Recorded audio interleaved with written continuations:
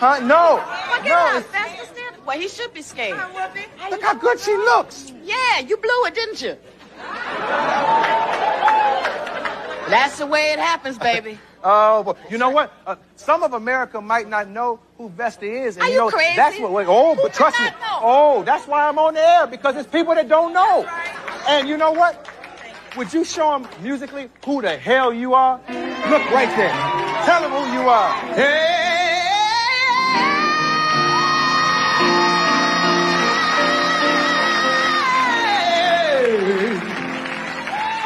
That's who she is.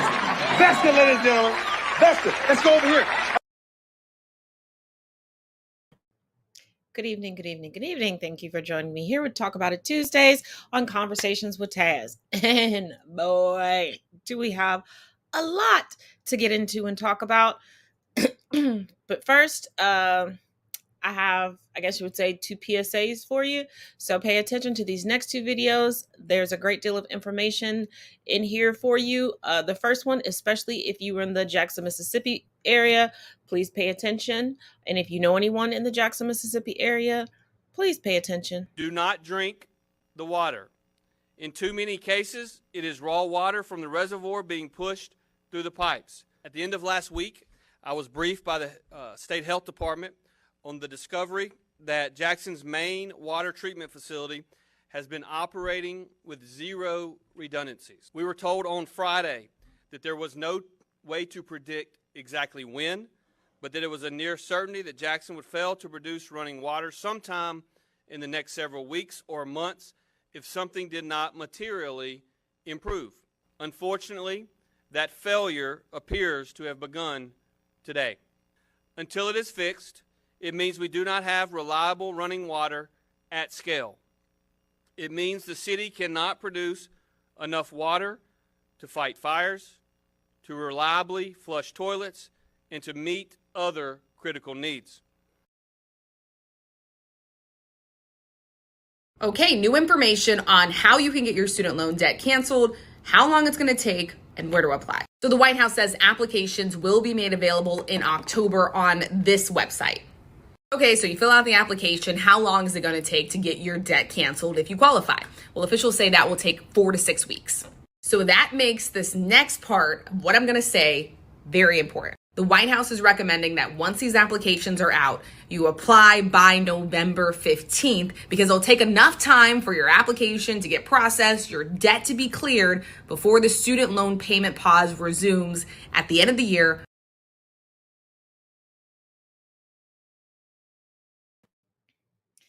So make sure you pay very, very close attention and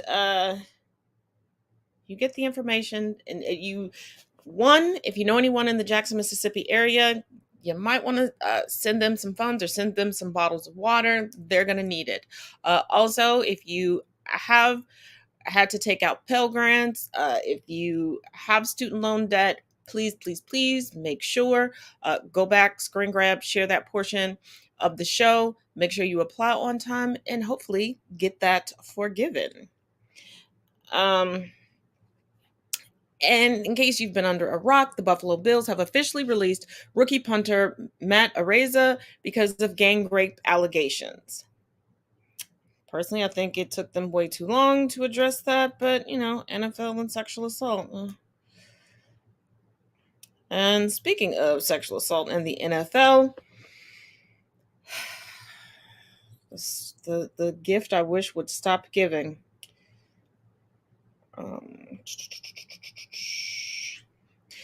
QB Deshaun Watson leaves Browns as NFL suspension begins. At the same time as teammates began practicing, Deshaun Watson headed off in another direction. Cleveland's starting quarterback began serving his lengthy NFL suspension for alleged sexual misconduct on Tuesday, a punishment that will keep Watson away from the Browns until October 10th. Watson was placed on the reserve/suspended by commissioner list shortly before practice started as the Browns finalized their initial 53-man roster on cut-down day. Wearing a baseball cap, Watson emerged from the team's facility a little after 3 p.m. Eastern Daylight Standard Time, got in his car, and drove away. He had been required to leave by 4 p.m. in accordance with the suspension he agreed to in an August 18th settlement with the league. A three-time Pro Bowler, Watson agreed to sit out 11 games, pay a $5 million fine, and undergo mandatory treatment and counseling before he can rejoin the Browns. As long as he meets the requirements of the NFL settlement, he'll be eligible to play in Week 13 on the road against the Houston Texans. The 26-year-old was accused of sexual assault and harassment by more than 24 women during massage therapy sessions when he played for the Texans. He has settled 23 of 24 civil lawsuits filed by the women. During the suspension, Watson can't have contact with Browns personnel. Coach Kevin Stefanski met with Watson before the QB's departure. While not providing specifics of their conversation, Stefanski said he is confident Watson will make the time away productive. Yeah, we know what Watson feels is productive, so let's hope not. I think it's a great opportunity for him right now while he is away from this building to go work on football, work on himself, and work on a bunch of different things, Stefanski said. How about he work on not touching women? Work on football. Work on not touching women. Work on understanding no means no. Work on your money does not mean you're entitled to women's bodies. Work on football. Football isn't the problem here. But keeping on the sports trend, the topic of sports, Brigham Young University apologizes, bans fan over racist slurs during volleyball match. Brigham Young University, first of all, I don't know why you all were shocked that racial slurs were being wielded at a Mormon college. Y'all may need to look up how Black people can join the Mormon church. I swear to God. That right there. He needs to work on staying in his personal space and stay out. Woo! Yes. So Brigham Young University issued an apology on Saturday for racist comments made by a fan during a women's volleyball match between BYU and Duke at the Utah University on Friday evening. The godmother of Duke volleyball player Rachel Richardson said in a tweet that Richardson, who is Black, was called racial slurs during the game at BYU's Smith Fieldhouse in Provo. Lisa Pamplin wrote, "My goddaughter is the only Black starter for Duke volleyball team. While playing yesterday, she was called the N-word every time she served." The post continued, "She was threatened by a white male that told her to watch her back going to the team bus. A police officer had to be put by their bench." BYU Athletics did not confirm the specifics of the incident, but announced that they had banned a fan from all athletic venues and posted an apology on Twitter. I'm going to regret this. I know I am. All of God's children deserve love and respect, and BYU Athletics is completely committed to leading out and abandoning attitudes and actions of prejudice of any kind and rooting out racism, it said.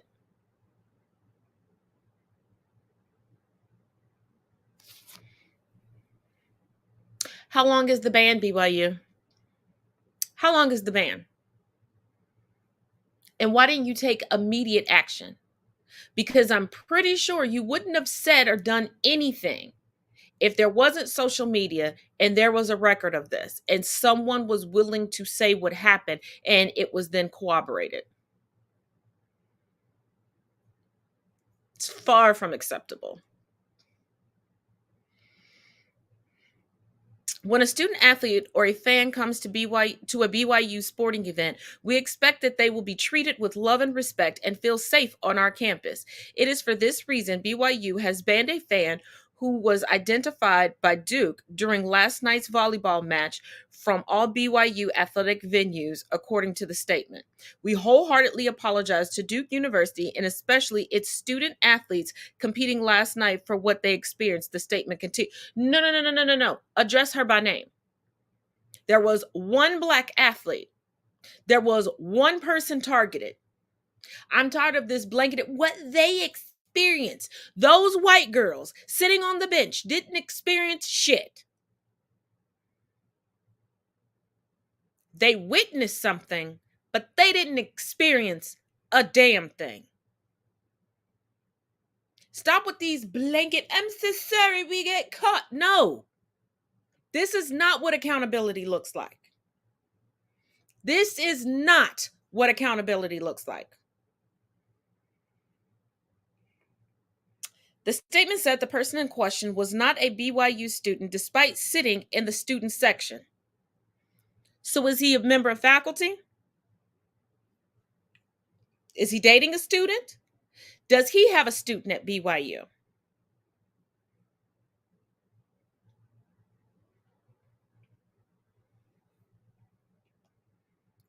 Duke Athletics released a statement on its website which announced that they will play their next match later on Saturday against Rider University in an alternate location in Provo. The match had initially been set to take place at Smith Fieldhouse.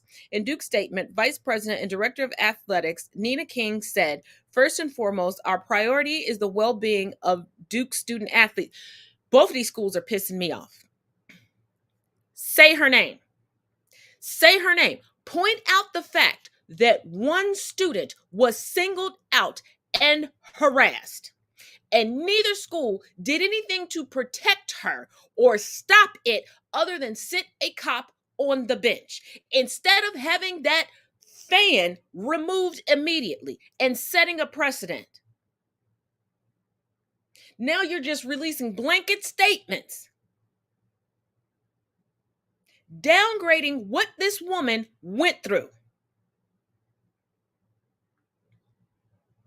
It's amazing how y'all want to even the playing field when it comes to you witnessing our oppression and you jumping onto the curtails, because I'm pretty sure sometime down the line in the next few years, one of those athletes, it was so traumatic when you did what? Because y'all didn't come together and protect your teammate.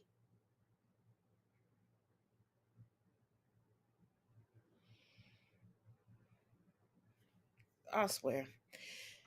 Now, if you formerly were on Vine, or you're currently, if you're watching this on YouTube, if you're currently on YouTube or on TikTok, you're familiar with Gabby Hanna in some type of way. Once again, Gabby Hanna is having a mental health crisis, a mental meltdown. Basically, she's using mental health to cover her spewing a bunch of bullshit and helping someone else create a platform. See you in 2 and 2 after these 2 videos. I grew up in a Black neighborhood. I was actually the only white girl in my neighborhood outside of my sisters, but I rode the school bus alone. I was the only white girl on my school bus. And here's a bit of irony. They made me sit in the front. All the cool kids sat in the back, and they sang, and they did chants, and they bullied the fuck out of me.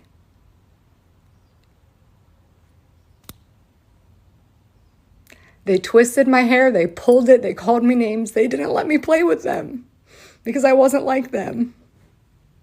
Hi, Fred. Radio, oh, hi, babe. But my best friends at school were still the Black girls because they were the kindest. They grew up with less than the white girls. But I didn't fit anywhere because I was poor, but I was white, but I was also Middle Eastern, so I wasn't white. But I wasn't Black, so I was still white. We used words like ashy and nappy to describe dry skin or knots in our hair. And then I went to college and somebody called me a motherfucking racist because I said nappy hair.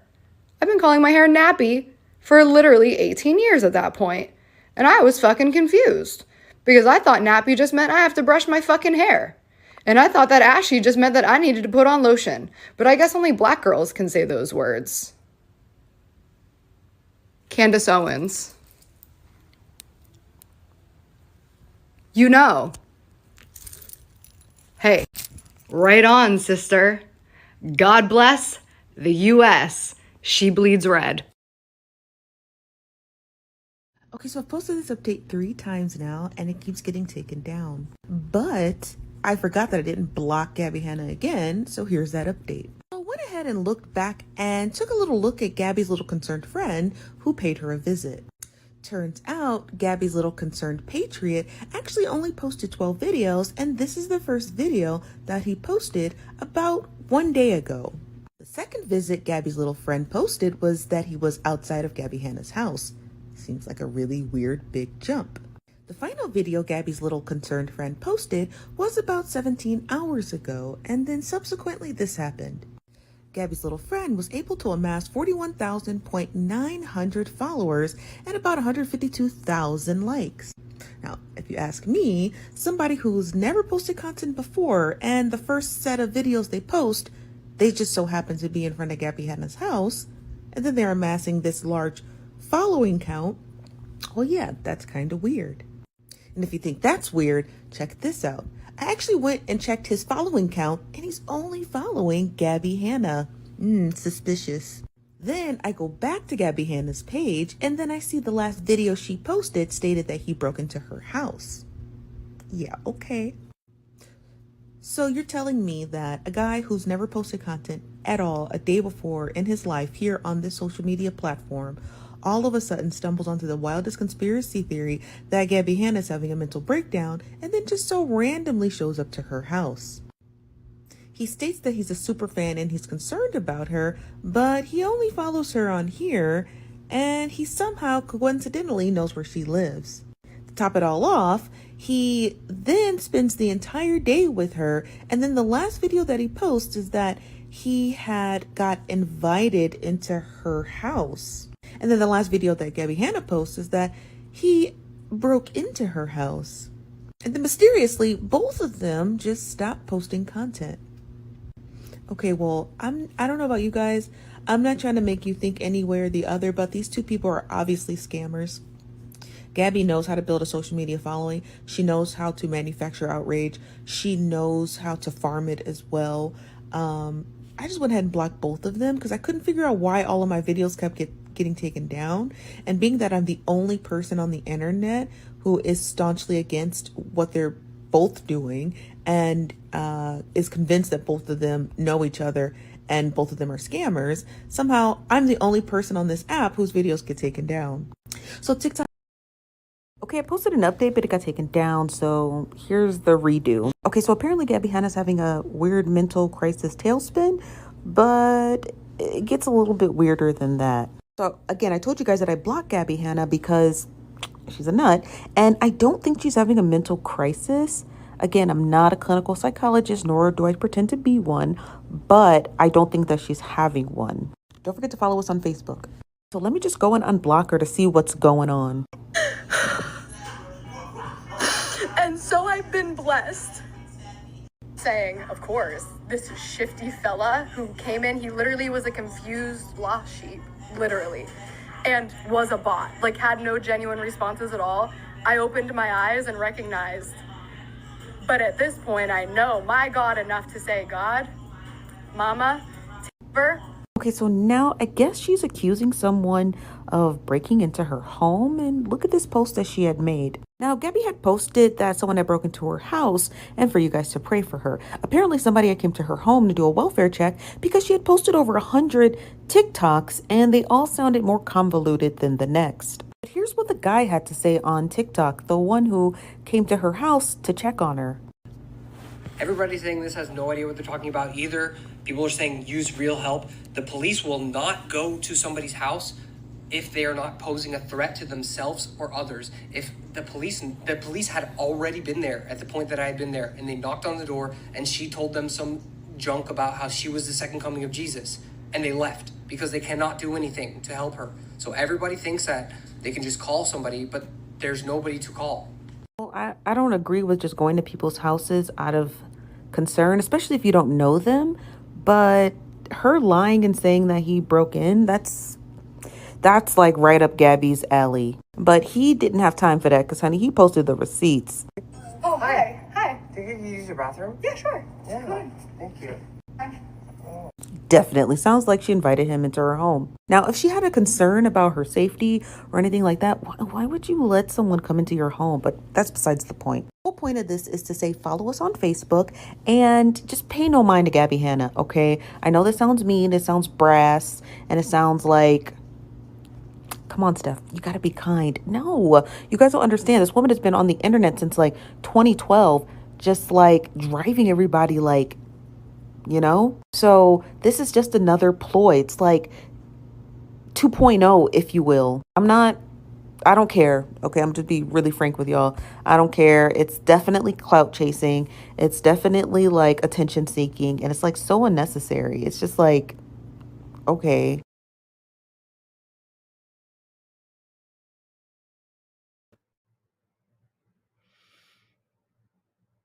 Gabby has been using racial tropes, stereotypes to portray her breakdown. As someone who does suffer from depression, anxiety, have I spiraled? Yes. Did it make me say hateful, horrid things about people? No. But also, slight update, Gabby did post a video where she showed where the police department fined her for abuse of 911. So that means as she's garnering this outrage and people who obviously know where she lives, and I don't know how or why so many people on the internet seem to, according to her, randomly know where she lives, they're not finding anything wrong. Now, I wish they would apply the same logic to all of the Karens and Richards that are out here just bothering people for existing. But yeah, that's why I haven't spoken about it on TikTok. This is why I have no sympathy, no nothing. This is the third go round with her with this tactic. And eventually she'll pop up and say that it's some type of social experiment. And I see people having a bleeding heart, like, oh, you all need to have sympathy. Her house was broken into. Why didn't she call 911? Why is she, if somebody were to break into my house, I'm not thinking about posting to any social media platform unless I had to hide in a closet. And I'm like, oh, okay, I can't physically talk because they're scouring the house looking for me. But even then, I would text a close friend, a relative, to not only call the police for me, but to come to me. Now, this next video, I told you we have a lot to get through, and some of these topics are going to be pretty heavy. This is a trigger warning. We often talk about men grooming young girls and young women, but we don't really talk about it in reverse. And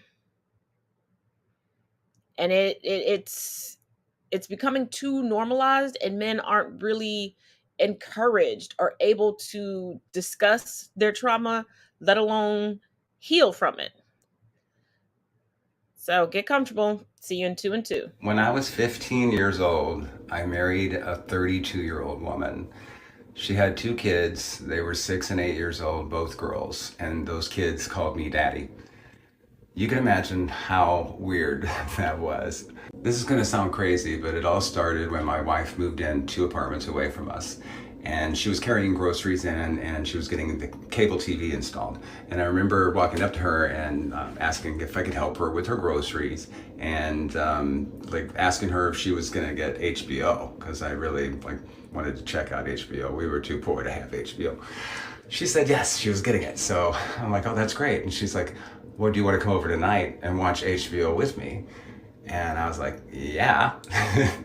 So I went over, and basically she greeted me at the door with a strawberry daiquiri, and we ate some Planters peanuts, and we basically ended up boning on the floor for hours. And she basically took my virginity. If you watched parts 1 and 2 of this series, then you already know that I was a child who was very vulnerable to seduction due to the lack of love I received growing up and the lack of attention and all of that stuff.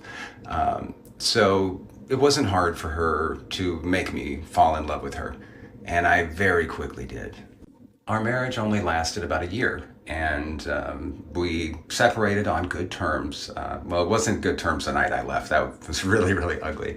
But a few months later, we got together and reconciled, and she had a new boyfriend, and we were good. And so we tried to remain friends, but it was very difficult to stay in touch over the years.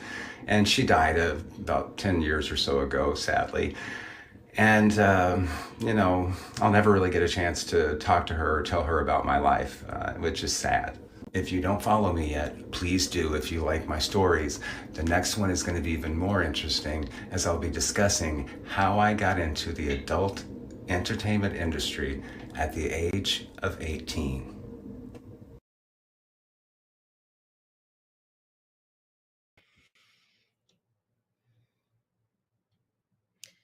Now, when things like this happen to young girls and young women, everyone is so quick to say, oh, she has daddy issues and things like that. And if someone goes into a certain profession, they're quick to victim blame.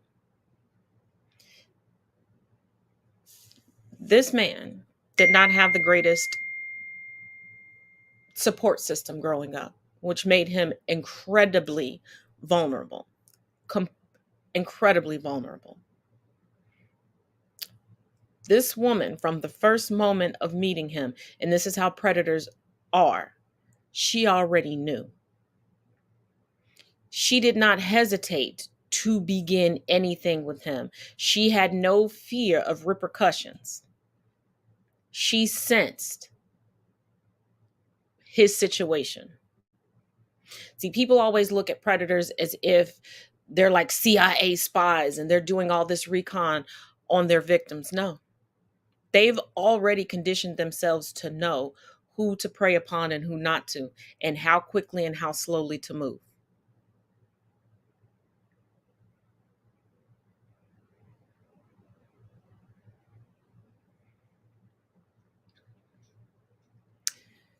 But let us not forget, in this world, that men and non-binary individuals are victimized as well. And it all needs to cease. It needs to stop being excused away. And stop telling these young men it is a badge of honor to be molested and assaulted because the perpetrator is a woman.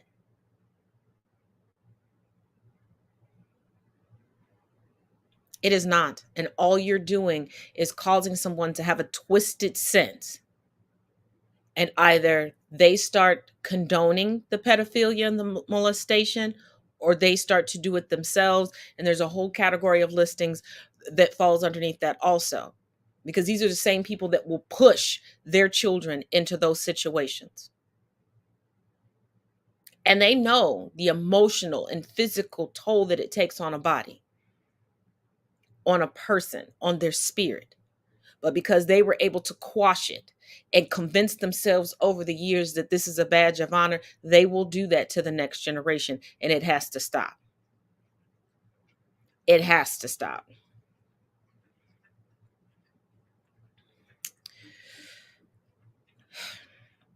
Now for this next one. Are y'all finally ready to admit that Chris Rock should have been slapped the shit out of? Not sure what I'm talking about? Take a look. What's up, TikTok? It's Hershey Sunday, and I'm back with the scoop. Chris Rock is in hot water after a comment he made during his Phoenix comedy show. So the comedian 57 was asked to host the Oscars next year, 2023 Oscar year. He declined, after the Will Smith slap heard around the world, and y'all remember that happened earlier this year. He joked and said that he would not go back to the Academy Awards because it would be like asking Nicole Brown Simpson, O.J. Simpson's dead wife or dead ex-wife, to go back to the restaurant where she left her eyeglasses before she was killed. My issue with Chris Rock is not the fact that he makes jokes and pokes fun. It's the fact that they are terrible jokes. Okay? These are people that have been through terrible. The lady is deceased. OJ allegedly had been tried, well, not allegedly, he had been tried for the murder of his wife, his ex-wife, however you want to call it. And she was brutally murdered at that. Why is this, like, that's what you thought of? That is the knee slapper that you convinced yourself would just razzle-dazzle them in the crowd? Like, sir, these are horrible jokes. And someone made the comment like, yeah, I kind of see why Will Smith done Cupid shuffled himself on stage and gave you that 5-finger discount across the face. Anyway, y'all let me know what you think in the comment section. Like, share, and follow for more content. As always, I'm Hershey Sunday, and I'm back with the scoop. Peace.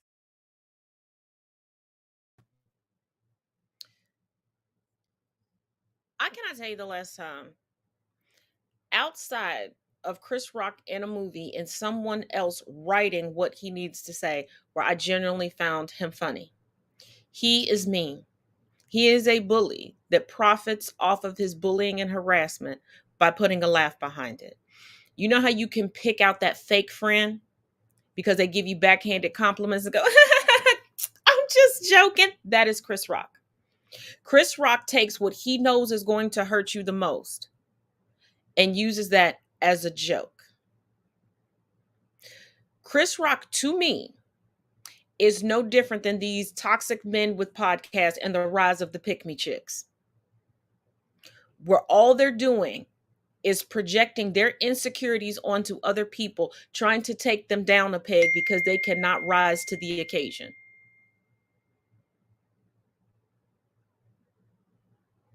Because D.L. Hughley has been known for roasting people.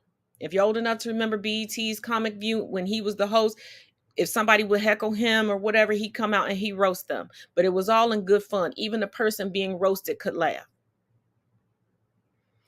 Bernie Mac, same thing. Hilarious.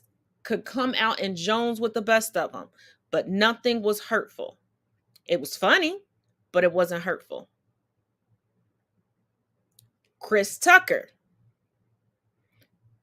could roast people. Even a person being roasted would laugh.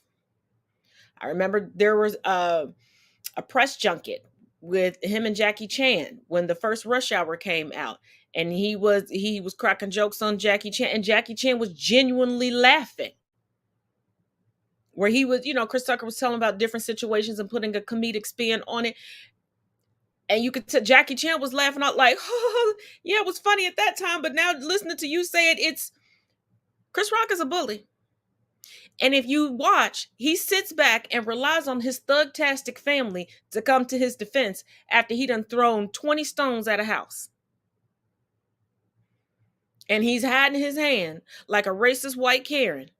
I don't know why they're mad at me. I'm the victim. You're not the victim.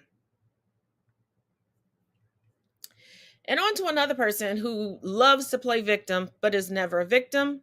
The RNC has finally pulled their funding from the Trump Legal Fund. And anybody who can still call themselves ultra MAGA hats, MAGA Republicans, Trumplicans, or whatever, or anybody who constantly wants to tell me and others that Trump is a prolific businessman and is a billionaire, please tell me why everybody else is paying his bills. Oh yeah. Side note, there's a major vendor for Trump's social media platform, Truth Social, that hasn't been paid. First of all, I don't know why they're continuing to provide services, and their invoice is now over $1 million. But dumb is as dumb does. But here we go. In the latest, just how fucked is Trump news? Today, the RNC announced that they're no longer going to pay for 45's legal fees related to the FBI investigation into the retrieval of classified documentation from the golf course that he leases called Mar-a-Lago Fuck Yourself. Seriously, they should have caught him off long ago. Entangling themselves in this shit shows complicitness. What do you think about this?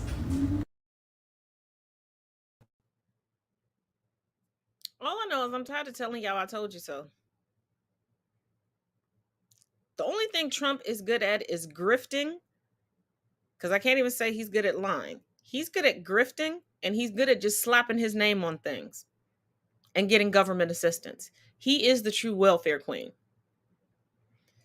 Let's run through this month's ad, and I'll see y'all on the flip side to get into the rest of these topics.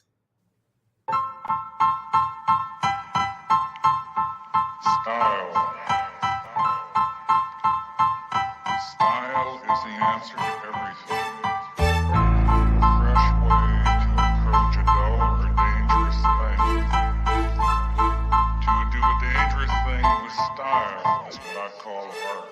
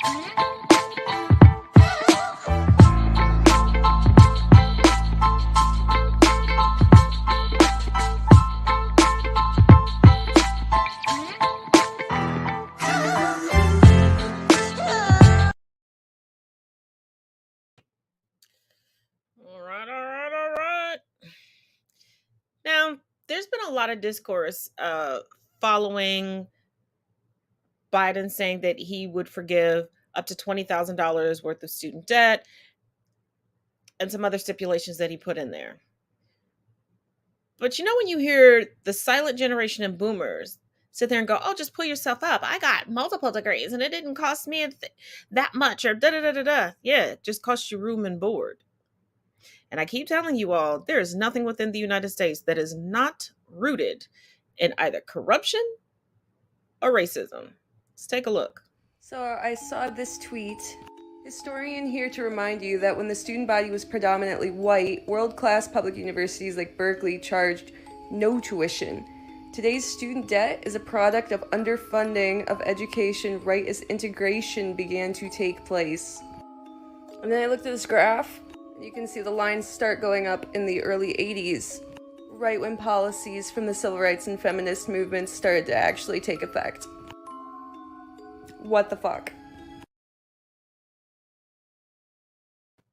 Yeah, when it's time for the Black and brown people and women to educate themselves, oh, no, let's charge them out the yin yang. Just like, are you all familiar with how private schools came about?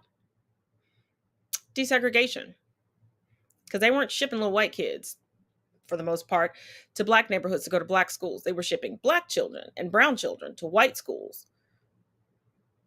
And although these children were met with complete and utter disrespect, disregard, and violence from mostly adults, there were adults that were like, nope, my child can't go to school with them. So they created private schools that you had to pay a tuition to get into. And that racial trope that Black people have less, Black people make less, Black people can't afford this.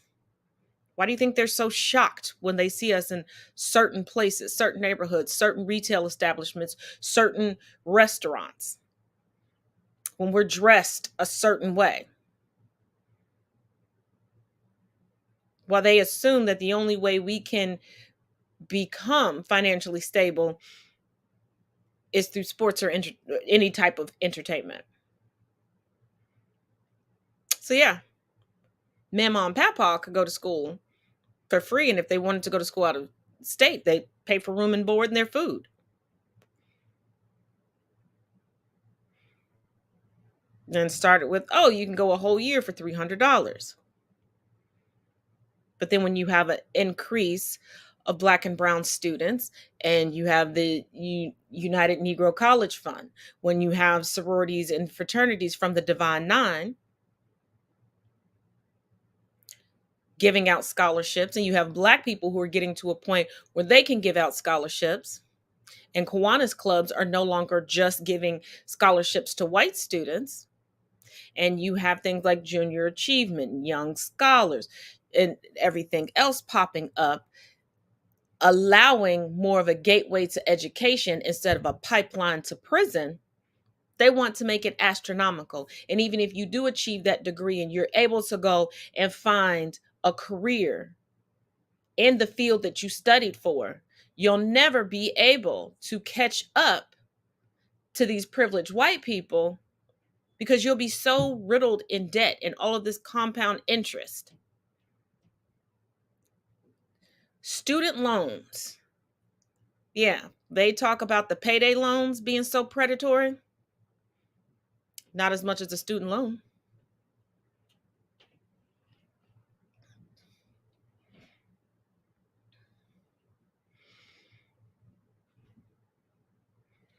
Oh yeah, they kill me with that. You all have it so easy. How? See, they look at generations past theirs having it easy because their generation was separated. And they were competing against ghosts and things that didn't exist. They were so willing to show their masculinity and their femininity through war and discourse. See, when you're walking around all the time trying to prove that you're a woman because you have the best banana bread recipe while getting no sleep because you got to chase Pawpaw down because he's screwing every time Dick, Harry, Susan, Michelle, and Caprice, and you know he's at his third family's house across town, but then you got to get up at 4 o'clock in the morning after laying your head down at 2 o'clock after you done drug him home, so you can get up and look like a Barbie doll to cook him breakfast before he goes to work. That's why. We have it easier because we don't have to sit in misery. We have it easier because we're not getting up to put on high heels, do our hair and a full face of makeup before some man wakes up so we can make him bacon, eggs, and toast before he goes off to work and goes off to pork his secretary or the VP, whichever one he was into. We're no longer forced to be each other's beards.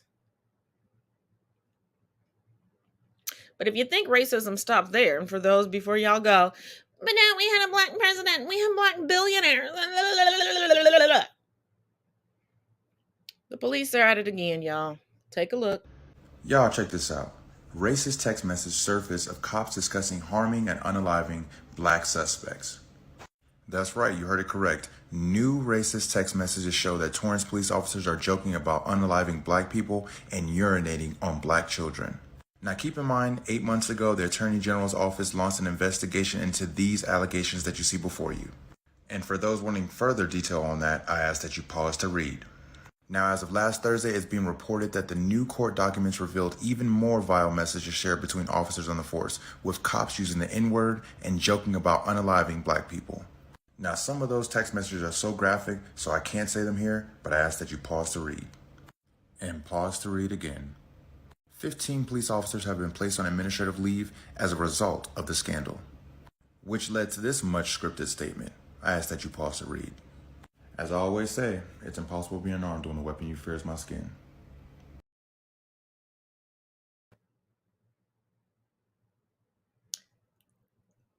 Still think police need military grade weapons. Still don't think that the police should be defunded again. And I mean defunded again. Because I keep telling you all, the police have been defunded before. That's how we got paramedics, EMTs, etc. Just as much as y'all didn't want police showing up because you're having a heart attack or you're bleeding out, because they used to back in the day. Why do you want them showing up when you're having a mental health crisis or when you just don't look like them, when you don't have the complexion for protection? And why are psych evaluations not standard across the board for every police department? Why do we have so many national registries and databases for everything, even the most mundane things, but not corruption within the police force?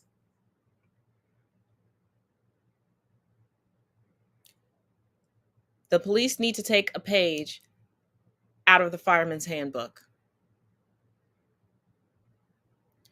Regular classes, regular testing, actually making them complete their physical examinations.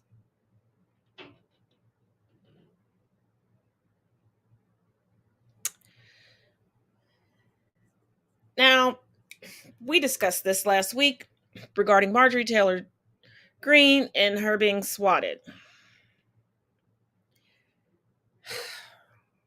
And Marjorie Taylor Greene and Lauren Boebert are yet again part of the crew of the gifts that I wish would quit giving.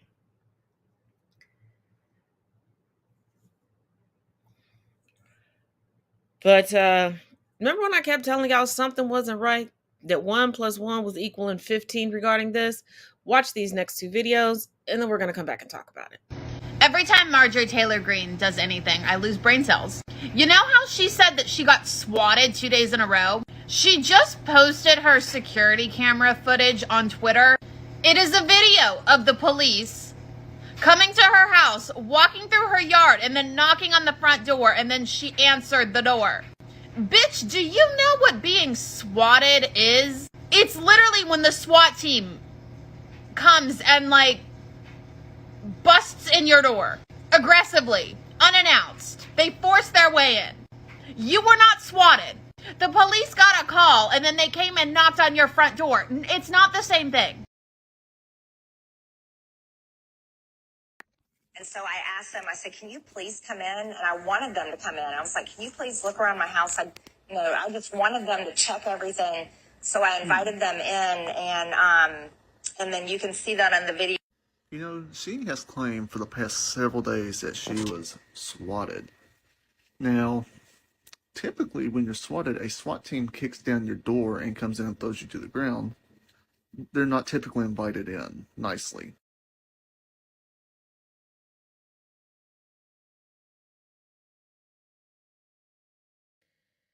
Now, Marjorie Taylor Greene's story reminds me of yet another white woman that was on social media claiming that she was swatted.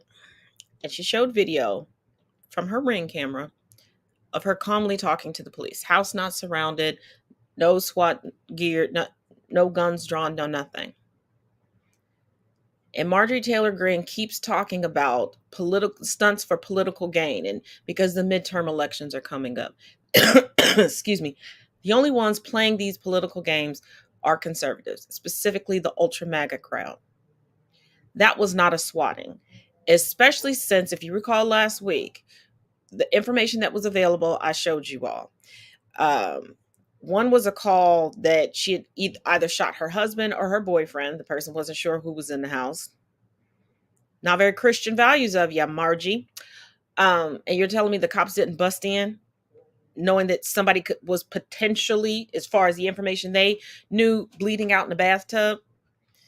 Then they said that there was a trans woman, after they already knew, because this is her hometown, well, her new hometown, whose house it was. They had previously been there, that a trans woman was threatening to harm herself. And the police just walked around outside.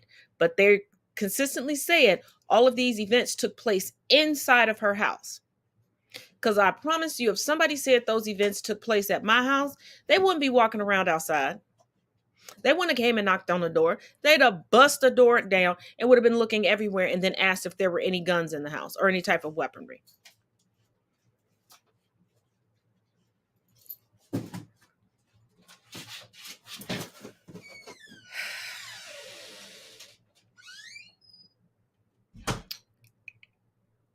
But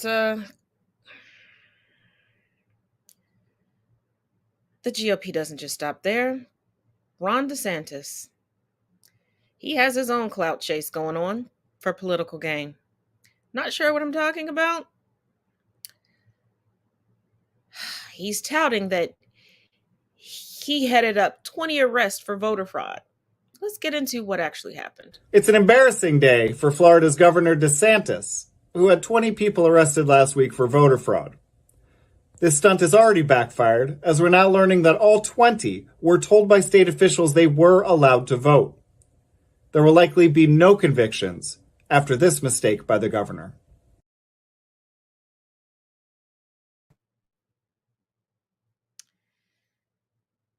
Now, not included in this number of 20 were two older white men who did commit actual voter fraud. They were not told that their rights had been reinstated, because the 20 people who were arrested were felons who were sent voter registration cards. The two older white gentlemen weren't hauled away. They have to complete a few things and then they're scot-free. One of the 20 that was arrested in the wee hours of the morning.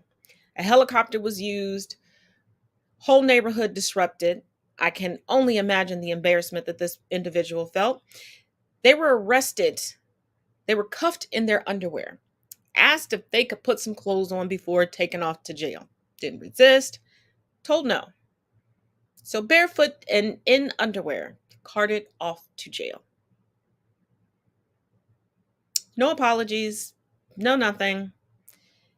And to be sitting in jail and see over the news, your governor is bragging about your arrest that basically he facilitated because of a faux pas on the side of the government. Ron DeSantis knows what he's doing. He's extremely calculated. This is classic voter intimidation. So you're going to have a bunch of people of certain demographics really wondering, do they have the right to vote? And even if they contact the entities that be, after this mistake, they're not going to be willing to trust that. So how willing will they be to go out and cast their vote? And the two individuals who actually committed voter fraud got less than a slap on the wrist. They just got a... How likely are they to go out and commit voter fraud all over again?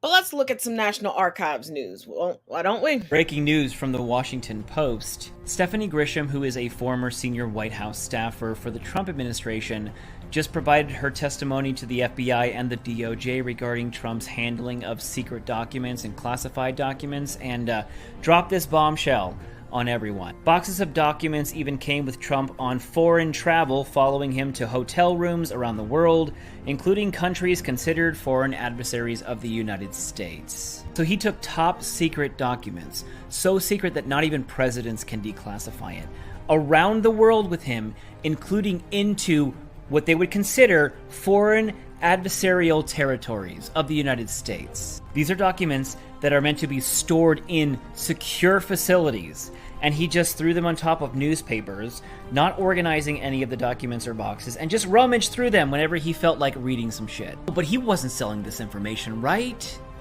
Put him in prison.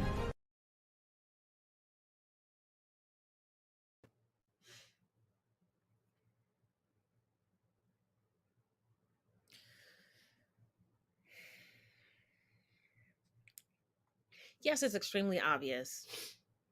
Trump's attempt to, well, I don't know if it's an attempt or he actually did sell portions of the information already. But his level of stupidity. And let us not forget, last week we talked about the young lady who was able to infiltrate basically his inner circle and get taken all around Mar-a-Lago. And she reeked of the Anna Delvey playbook. Of, I'm just going to tell you I have money. But I guess it's easy to trick someone who is also pretending to have a bunch of money.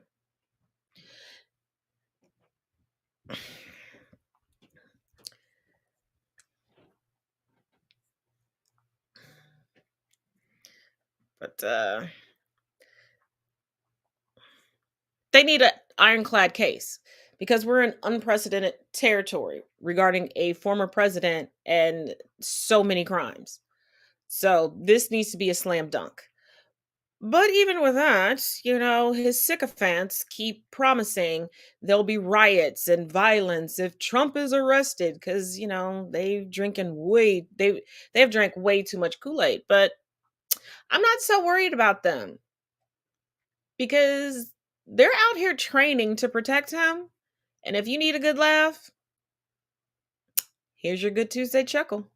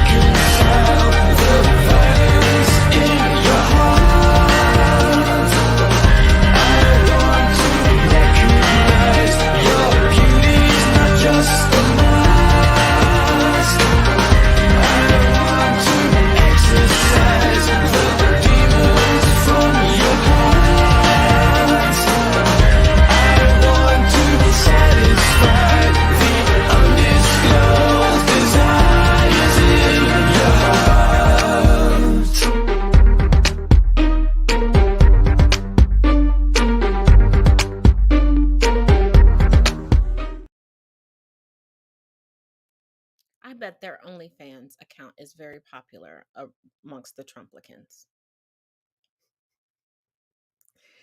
As many people who claim, I have no way of substantiating it, I have not spoken to each of these people individually, who claim to be police officers, former military, current military, none of them could come out and help them.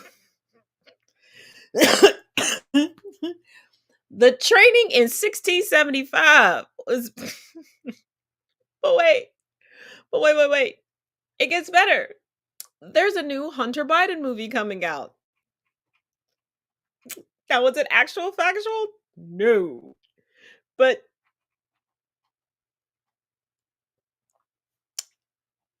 I don't even know how to preface this properly for you all. Just watch. So if you go onto Truth Social right now and you go onto Breitbart News page, all they're really talking about is this Hunter Biden movie that they are pushing. I'm going to play a part of the trailer because I think it's freaking hilarious that they decided to make Sleepy Joe look more like a mob boss. Take a look at the trailer. Thanks, Dad. I just wish I could speak some sense into you. I'll never forget Corey Bob. He was a bad dude, no joke. Dad, we were talking about suffering. I can't seem to find anything but positive stuff on the Bidens. Who's the point man for the foreign policy in the Obama regime? Joe Biden. So it looks like you need $1 billion. So the obvious next question is, Where's Hunter? I can remember getting paid some money, but I can't remember what for. Like my dad says, we never discuss my businesses, period. Or my cut. what's happening in there? Joe's in on it. Party's over! You had everything, Hunter, and you threw it all away. You hope the laptop will take down everybody with you. Get out! China's not our enemy. They're not bad folks. I love my dad, and I just want to make him proud. I am the one who brings in all the deals. I am the one. Good boy.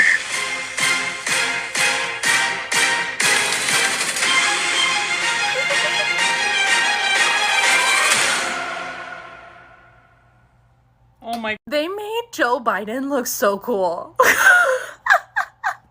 The man who said no malarkey. That's the same guy? All right, guys.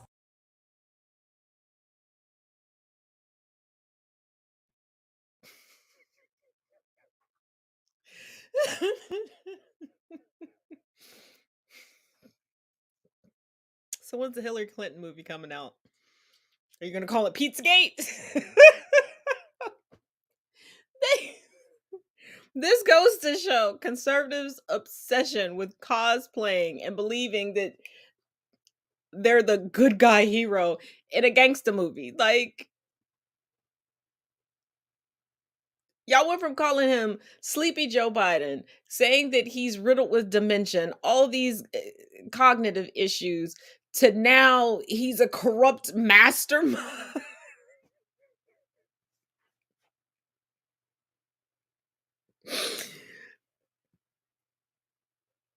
And you have Hunter looking like an extra from Breaking Bad. Come on. But these are the same people who go to CPAC to shop for interesting items. Let's take a look. We have Ultra MAGA hats. We have Trump 2024 hats that actually been selling for a couple of years. This hat, which says I could blank a better president. On the back, it has Buck Biden on the back. This beautiful CPAC bling purse. Perfect for a cell phone, keys, credit cards, a night out on the town. Pastries for sale. It's a vanilla and strawberry filled. I'm here in Dallas, Texas, covering CPAC. Today, I'm going to give you a little tour through the wild world of MAGA CPAC merchandise that's on offer. Vendors are selling anything and everything Trump and MAGA here. There are children's books like this one, Plot Against the King, based on false conspiracies that Trump had the election stolen from him. I even had a go playing the Stop the Steal board game. In the game, we kind of did a timeline. It's the Russia hoax, then China virus or COVID, the mostly peaceful protests, quote, Summer of Love, and then campaign follies. We have fake news cards, the corruption cards, and the trigger cards. There are hats, t-shirts, socks, slippers, commemorative plates, bills with Trump's face on it, and more.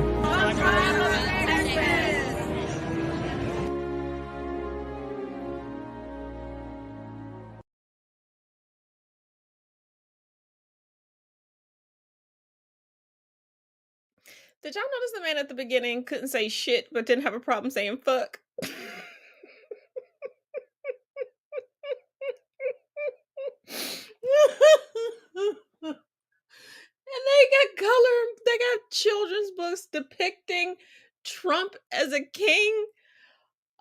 thought y'all were originalist and traditionalist. I thought you were what your ancestors dreamed of. Didn't they run away from aristocracy? Oh, I cannot. But I'm gonna leave you all with this little nugget. And don't forget, make sure you like and subscribe to the channel and hit the little bell so you get notifications so you never miss any of the content. And if you missed yesterday's show where we started talking on the history of the Espionage Act of 1917, make sure you go back and watch it. As always, each one teach one, each one preach one. Oh my goodness. Yeah, enjoy this last video of the night, y'all. Till tomorrow. So I just found out that Mar-a-Lago has Yelp reviews, and I thought it was going to be really funny because I just popped this edible, and it just turns out I just wasted it because all the Yelp reviews are about how smelly Mar-a-Lago is. I'm just like, I gotta find a Yelp review to describe the smell because all people would be talking about is how it stunk. But I finally found a review that told you what Mar-a-Lago smells like. They said it smelled of mold, bad cologne, cheap perfume, and stale smoke. Turns out Mar-a-Lago ain't no better than a Motel 6. And then another review tells me that there's a Jared salad. I need to Google that. I need to know what the fuck a Jared salad was. Fuck the Jared salad. I found this article and I need to know what the fuck happened. Well, it turns out it's all over a Caesar salad. I guess Trump was upset the way the chef made his Caesar salad, and Trump went in and tossed together lettuce and croutons and sprayed it with salad dressing and called it a Caesar salad. The best part of this, though, is a few days later, Celine Dion hires the chef, and now they call his signature Caesar salad the Trump salad. Turns out I didn't waste my edible at all today. This was a good road to go down. I hope you enjoyed. Do not drink